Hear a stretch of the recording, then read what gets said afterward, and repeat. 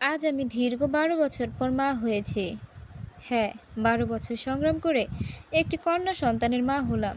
সেই সাথে আমার স্বামীকেও পুনরায় আমার করে পেলাম। কথাগুলো ইনবক্সে একজন বোন আমাকে জানিয়েছেন।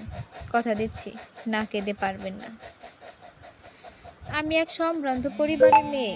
আমার বাবা-মা দুজনেই ডায়াবেটিকস আক্রান্ত। তাদের সবসময় ভয় হতো, যদি তারা মারা যায় আমাদের কি হবে? অন্তত মাথার উপর ছায়া যেন থাকে।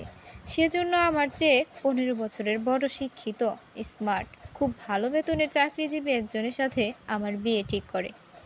আমি কিছুতেই বিয়েতে রাজি ছিলাম না। আমার হবু বর আমাকে অনেক বুঝিয়ে বিয়েতে রাজি করায়।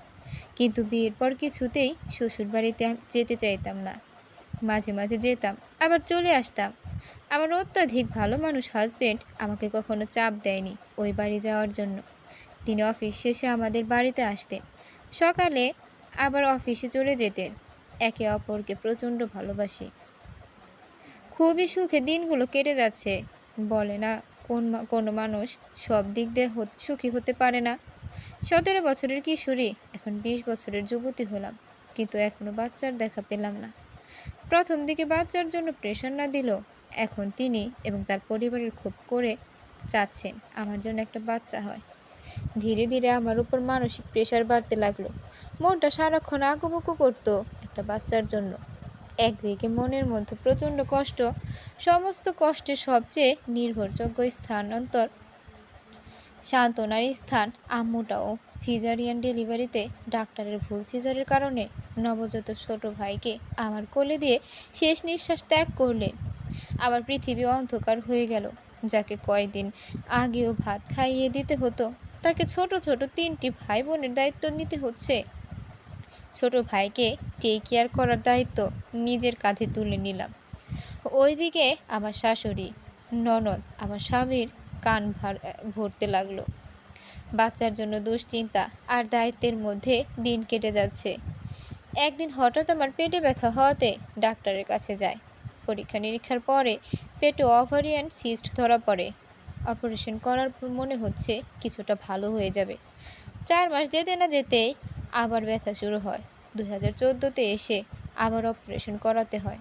এবার পেট কেটে সেই ওভারিয়ান সিস্টেমের কারণে আমার ইমিডিয়েট ছোট ভাইটাকে পড়াশোনার জন্য মালয়েশিয়া পাঠিয়ে দিই।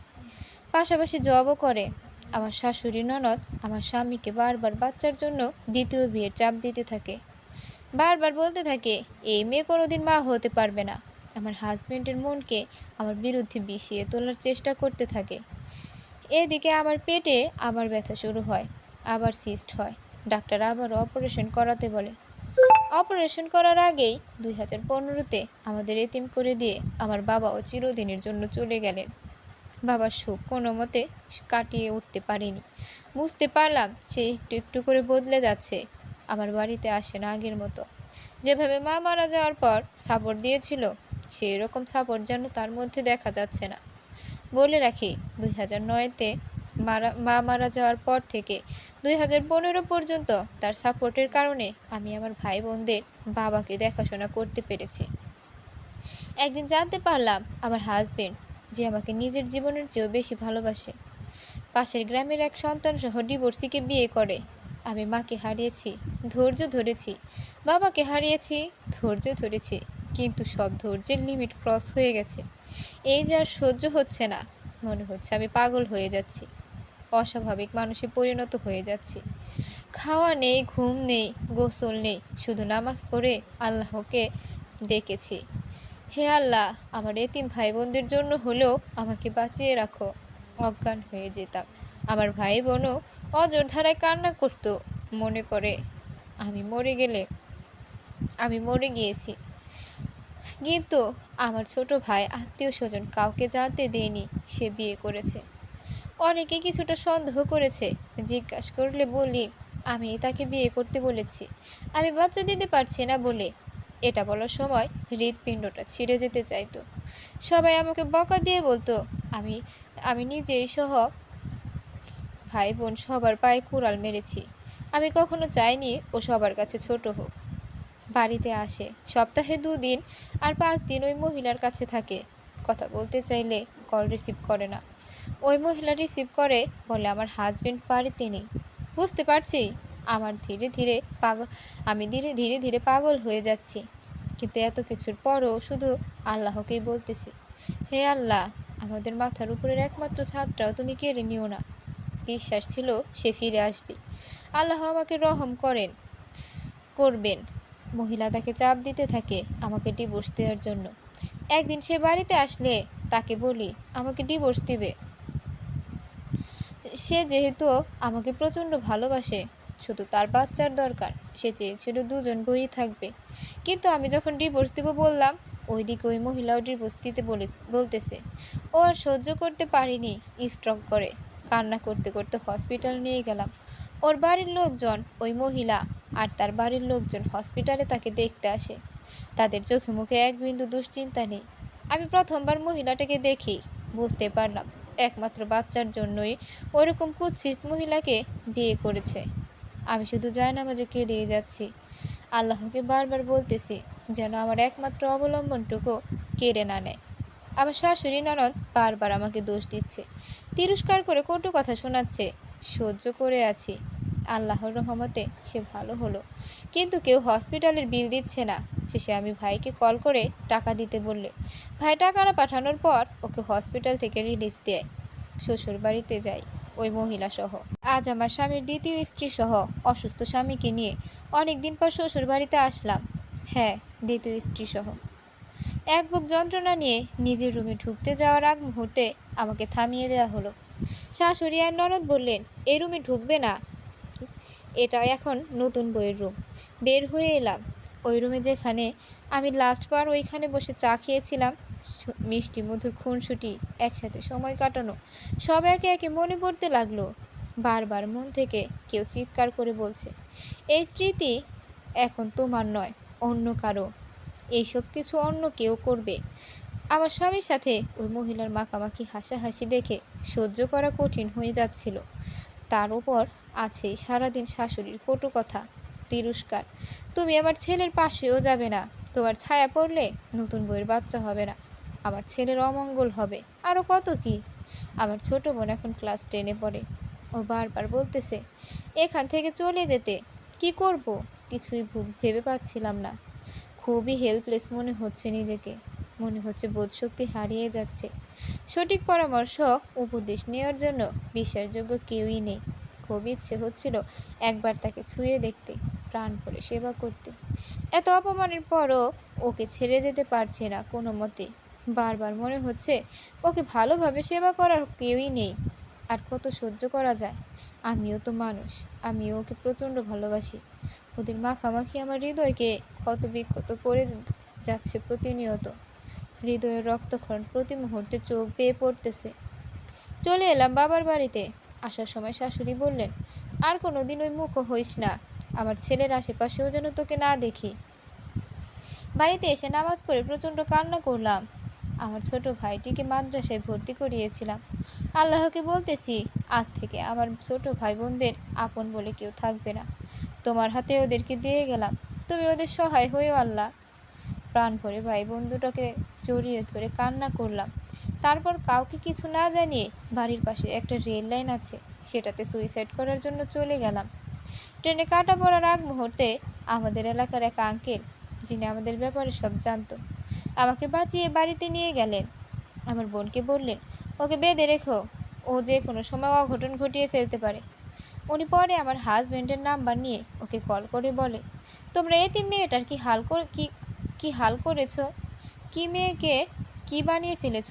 এত সুন্দরী মেয়ে, এখন তার দিকে তাকানো যাচ্ছে না, কি অবস্থা হয়েছে। আল্লাহ সইবে না। এই এতিম অসহায় মেয়েটার বদদোয়া নিয়ে সুখী হতে পারবে না। ও খুব ভয় পেয়ে গেল। পরদিনই আমাদের বাড়িতে চলে আসলো। ওইদিকে ওই মহিলা আমার শাশুড়ি দেবরকে নানা রকম হুমকি ধুমকি দিচ্ছে। বারবার বলতেছে, তোমার ছেলেকে বলো প্রথম বউকে তালাক দিতে, নয়তো সবাইকে জেলের ভাত খাইয়ে ছাড়বো। আমার হাজবেন্ড বুঝে গেল বিয়ের 1 মাস যেতেই যে মহিলা এমন করতে পারে, সে আর কি না করতে পারবে। ও নরম মনের মানুষ হাউমাউ কেঁদে দিল। বারবার বলতেছে, আমাকে বাঁচাও, আমি তোমার প্রতি অন্যায় করেছি, আল্লাহ আমাকে অন্যায় শাস্তি দিচ্ছে, আমি ট্র্যাপে পড়েছি, প্লিজ কিছু একটা করো, অনেক ভুল করেছি, এবার আমাকে বাঁচাও প্লিজ, অনেক ভালোবাসি ওকে, ওর কষ্ট আর সহ্য হচ্ছে না। অনেক চিন্তা ভাবনা করে সিদ্ধান্ত নিলাম ওকে সিলেটে আমার খালার বাড়িতে পাঠিয়ে দেব। খালা জানে না ও দ্বিতীয় বিয়ে করেছে। খালাকে বললাম ওর অসুখের কারণে ওকে আবহাওয়া চেঞ্জ করার পরামর্শ দিয়েছেন ডাক্তার, ওকে কিছুদিন ওখানে থাকতে হবে, ভাই বোনের পড়ালেখা ক্ষতি হবে, তাই আমি যেতে পারছি না। প্রতি সপ্তাহে আমি ওখানে যেতাম, ওর হাত খরচের জন্য কিছু টাকা দিয়ে আসতাম। এত এত স্ট্রেসের মধ্যেও এই দিনগুলো আমার লাইফের বেস্ট দিন ছিল। অনেক যুদ্ধের, শ্রদ্ধার, স্নেহের, ভালো লাগার, ভালোবাসা, মোটামুটি একটু স্বস্তির নিঃশ্বাস ফেললাম। কিন্তু কই আর স্বস্তি। এইদিকে ওকে না পেয়ে ওই মহিলা, শাশুড়ি ননদ, ওই মহিলার বাড়ির লোকজন নানাভাবে হুমকি দিচ্ছে। আমি ওকে আটকে রেখেছি, বের করে না দিলে আমাকে মেরে ফেলবে, আমার ভাই বোনদের ক্ষতি করবে। খুব খুব ভয় পেয়ে গেলাম।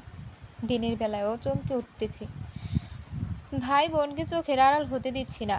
মহিলার দোলা ভাই আমাকে বারবার ফোন করে করে নানাভাবে ধমকি দিচ্ছে। হঠাৎ আল্লাহর ইচ্ছায় আমার মাথায় বুদ্ধি খেলে গেল। আমি ওদের হুমকি ভরা কলগুলো রেকর্ড করে ফেললাম। ওরা আমার নামে থানায় জিডি করে, আমার বিরুদ্ধে অভিযোগ হলো আমি স্বামীকে আটকে রেখেছি। ওই মহিলার ভরণ পোষণ দিচ্ছে না, মহিলা 3 মাসের প্রেগনেন্ট, যেটা ছিল জঘন্য রকমের মিথ্যা। আমি আরও বেশি ভয় পেয়ে গেলাম। কি করব ভেবে পাচ্ছিলাম না। আমার হাজব্যান্ডকে অসুস্থতার কারণে জানাতে না চেয়েও জানাতে বাধ্য হলাম। ও বলল, ওদের জিডি ভিত্তিহীন, কারণ আমি তোমাকে না জানিয়ে বিয়ে করেছি, বরং তুমি একটা জিডি করে আসো, ওরা সবাই ফেঁসে যাবে। আমি ছোট বোনকে নিয়ে থানায় গেলাম, সমস্ত রেকর্ড পুলিশকে দেখিয়ে জিডি করলাম। পরিষদেরকে ডেকে সে কি বকা, বলে না যার কেউ নেই তার আল্লাহ আছে। যাক, আল্লাহর রহমতে হুমকি বন্ধ হয়ে গেল। আমার স্বামীর চাকরিটা চলে যায়। মহিলা ওকে না পেয়ে ওর অফিসে গিয়ে দিনের পর দিন ওর বিরুদ্ধে বিভিন্ন ধরনের মিথ্যা বলেছে। ও অনৈতিক কাজে লিপ্ত, ও ক্রিমিনাল। একদিন প্রচণ্ড পেট ব্যথা হওয়াতে আমাকে হসপিটালে নিয়ে যাওয়া হলো। সেইবার আমার সিস্ট হওয়ার পরই তো এই ঘটনা ঘটলো। আর ট্রিটমেন্ট, ওষুধ কিছুই খাওয়া হয়নি। বাচ্চার ইচ্ছাটাও চলে গিয়েছিল। আবার অপারেশন করাতে হলো। ও শোনার পর সরাসরি হসপিটালে চলে আসলো। লেফট ওভারি কেটে ফেলা হলো, রাইট ওভারি রিকনস্ট্রাকশন করলো। কিছুদিন পর সুস্থ হলাম। ওকে আবার সিলেটে পাঠিয়ে দিলাম। কিন্তু এইভাবে আর কতদিন পালিয়ে থাকা যাবে? কিছু একটা স্থায়ী সমাধান করতেই হবে। ডেইলি খরচের টাকা পয়সাও নেই। কিছু জমি বিক্রি করে ওই টাকা দিয়ে আমার এক কাজিনের মাধ্যমে ওকে সিঙ্গাপুর পাঠিয়ে দিলাম। ও এখানে উল্লেখ্য আমার বাবা মারা যাওয়ার আগে ওনার সমস্ত জায়গা জমি আমার ভাই বোনকে যে যত অংশ পাবো সবার নামে রেজিস্ট্রি করে দিয়ে যায়। আজ অনেক দিন পর প্রাণ ভরে ঘুমালাম, পেট ভরে খেলাম, অনেক নিশ্চিত মনে হচ্ছে। ওইদিকে ওরাও চুপ হয়ে গেল। আমি আমার মতো থাকতে লাগলাম। ওই মহিলা স্বামীকে না পেয়ে নিজের ঘরে চলে গেল। আল্লাহর কি ইচ্ছা! তখন বুঝিনি, এখন বুঝি। ওখানে সে খুবই অসুস্থ হয়ে গেল। সারাদিন কল করে কান্না করে, আমি কি করব? আমি তোমাকে ছাড়া থাকতে পারবো না, এখানে ভালো লাগতেছে না, আমি চলে আসব। যেই ভাবা সেই কাজ। 2.5 মাস পর আমার সমস্ত টাকাকে পানিতে ফেলে দেশে চলে এলো। ওরা জানতে পারলে আবার ঝামেলা করবে। টেনশনে থাকলে ওর অসুখ বেড়ে যাবে। সেই চিন্তা করে নিজের বাড়ি ছেড়ে ভাড়া বাসায় উঠলাম, যেখানে ওকে কেউ খোঁজ পাবে না। এদিকে জানতে পারলাম মহিলা আমার দেবর আর শাশুড়ির বিরুদ্ধে নারী নির্যাতনের মামলা করেছে। এলাকার মাতব্বরকে নিয়ে হুমকি দিচ্ছে, হয়তো দেনমোহরে টাকা দাও, নয়তো জেলে ঢুকাবো। এটা শোনার পর আর স্থির থাকতে পারলাম না। আমার শাশুড়িকে তো এই বয়সে জেলে যেতে দেওয়া যাবে না। হোক না উনি আমার প্রতি অন্যায় করেছেন, হয়তো ওনার জায়গায় আমি বা আমার মা হলেও এটাই করতেন। উনি ছেলের ভবিষ্যৎ ভেবেছেন। ওনারাও ইচ্ছে করে নাতির মুখ দেখতে, ওনারও তো ইচ্ছে হয় নিজের ছেলেকে বাবা হিসেবে দেখতে। আবার বাড়িতে গেলাম, আরও কিছু জমি বিক্রি করলাম। তারপর মাতব্বরের মাধ্যমে ওই মহিলার সাথে আমার স্বামীর ডিভোর্স সম্পূর্ণ হলো। আলহামদুলিল্লাহ। আমার এতগুলো টাকা নষ্ট হলো, কিন্তু আমার একবারের জন্য আফসোস নেই। এবার সে একটা চাকরির জন্য, আর আমি নিজেকে পরিপূর্ণ করার জন্য তাকে একটু বাবা হওয়ার সুখ দেওয়ার জন্য তাহাজ্জুদ সালাতে আল্লাহর কাছে কান্না করতে লাগলাম। সফল হলাম আলহামদুলিল্লাহ। বুঝতে পারলাম আল্লাহর অপার করুণায় আমি মা হতে চলেছি। এবার বুঝলাম আল্লাহ ওকে অসুখ কেন দিল, দেশে কেন নিয়ে আসলো, আর ওইদিকে ওর আরও ভালো কোম্পানিতে আরও ভালো বেতনের চাকরি হলো। আলহামদুলিল্লাহ। তার খুশি আর ধরে রাখে কে? আমি তাকে ক্ষমা করে দিলাম। মানুষ মাত্রই ভুল করে, সে ভুলের চেয়ে অনেক বেশি উপকার করেছে। আমার ভাই বোনদের জন্য বড় ভাইয়ের ছায়া হিসেবে থেকেছে। আমার কঠিন সময়ে আমার সবচেয়ে বড় সাপোর্ট ছিল। সে বলে তোমাকে পেয়ে আমি ভাগ্যবান, কিন্তু আমি জানি আমি ভাগ্যবতী বলেই তোমাকে পেয়েছি, নয়তো কোথায় হারিয়ে যেতাম, খোঁজেও পাওয়া যেত না। যে মেয়ের 5%ও মা হওয়ার সম্ভাবনা ছিল না, আল্লাহর অশেষ রহমতে আজ সে মেয়ে কন্যা সন্তানের মা।